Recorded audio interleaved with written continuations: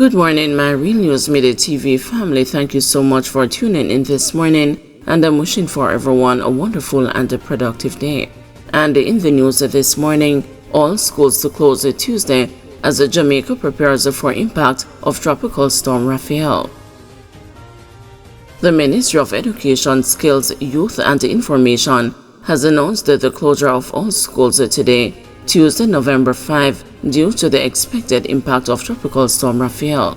Minister of Education, Senator Dr. Dana Morris-Dixon, said that the decision to close schools island-wide came after consultation with the Office of Disaster Preparedness and Emergency Management. The safety of our students and educators is paramount. We are urging all schools to utilize online platforms where feasible so that learning can continue even as we prioritize safety, she said in an advisory on Monday evening. Minister Morris-Dixon said further updates will be provided as the government continues to monitor the situation. Clinics for Tuesday cancelled at the St. Anne's Bay Regional Hospital.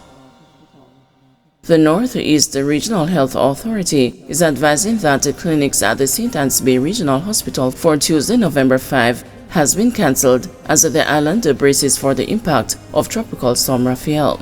The following clinics have been cancelled: orthopedic, general surgery, physiotherapy, and internal medicine. We understand that this situation may cause a concern and sincerely apologize for any inconvenience experienced, NERHA said in a press release. Our team is committed to providing support and guidance during this time. Please contact the hospital's customer service team should you have any questions or concerns at 876-770-4238, 876-770-4663, or email us at sabrh@nerha.gov.jm. Couple arrested in connection with a $90 million seizure to appear in gun court Wednesday. The couple arrested last month in connection with the seizure of over $90 million in Caribbean Estate, St. Catherine, is to appear in the gun court on Wednesday. Jermaine Daly, Treasury Custodian at Courier Company Beryllium, and his 32-year-old common-law spouse, Andreen Anderson, a football coach, both of Caribbean Estate, are charged with unauthorized possession of ammunition, possession of prohibited weapon, dealing in prohibited weapons.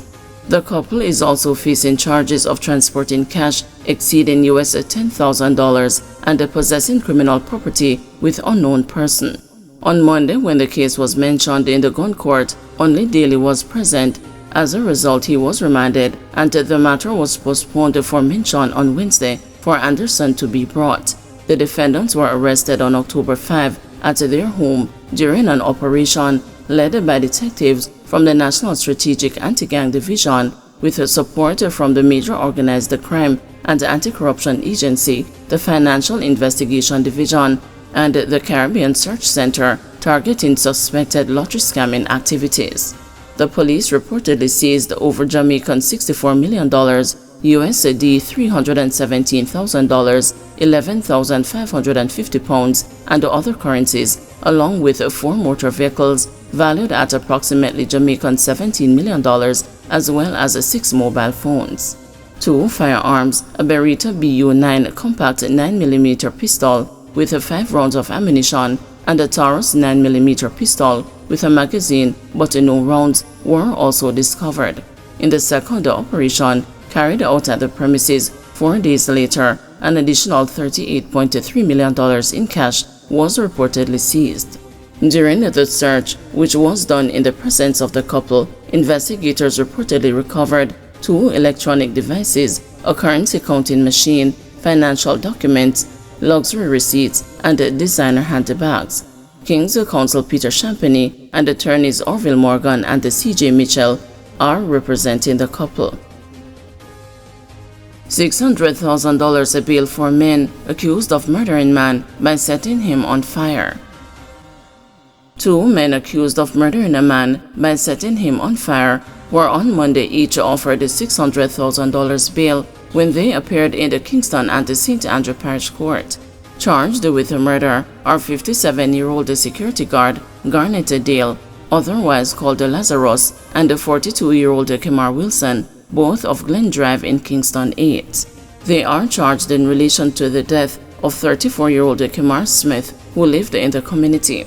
Reports are that about 9 a.m. on April 27, Smith and the persons from the community had a verbal dispute, during which he was reportedly set upon by Dale and Wilson, who allegedly doused him with gasoline and then set him ablaze. Smith, upon realizing that he was on fire, quickly removed his clothing and jumped into a water container in an effort to extinguish the flames, the police reported. He then ran to the police station with severe burns all over his body. He was assisted to hospital, where he was admitted in a serious but stable condition. On Tuesday, May 2, Smith died from his injuries. Following investigations, the two accused men were arrested and charged. During the bail application, their lawyers, however, denied their involvement in the vicious incident, claiming an identity issue. The men are to return to court on December 14. Attorney-at-law Richard Lynch is representing Wilson, while Dale is being represented by attorney Matthew Hyatt.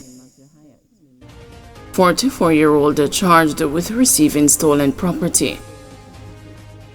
A 44-year-old man is now awaiting his day in court after he was found in a motor car that was reported stolen.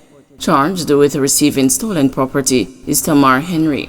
He was arrested on Sunday after lawmen on mobile patrol on Mark Lane observed him sitting in a vehicle with the front doors opened and hazard lights flashing. Further checks revealed that the car was reported stolen. St. Anne man slapped with murder and arson charges following house breaking. A 37-year-old man is now facing multiple charges, including murder, arson, and the shooting with intent, after allegedly breaking into a premises in Clarkstown, Trelawney, and assaulting homeowners before setting their dwelling ablaze. Charged is Floyd Gray, driver of Brook Green Outurius in St. Anne. According to reports, on Tuesday, October 15, Gray and his co-conspirators kicked off the front door of a residence in Clarkstown.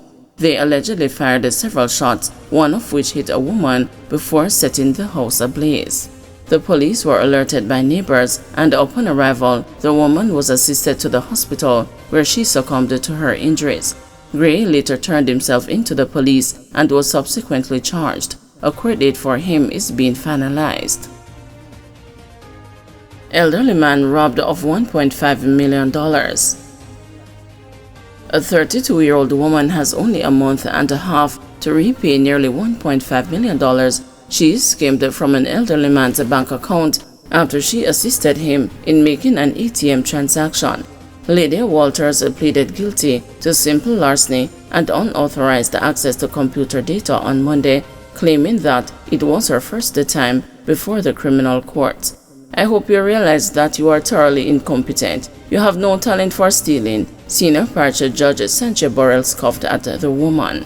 It was shared in the Kingston and the St. Andrew Parish Court that between January 17 and February 1, Walters gained access to the complainant's bank account and made several online purchases amounting to $1,483,583.32. According to the complainant, he met Walters when he encountered a difficulty doing a transaction at the ATM.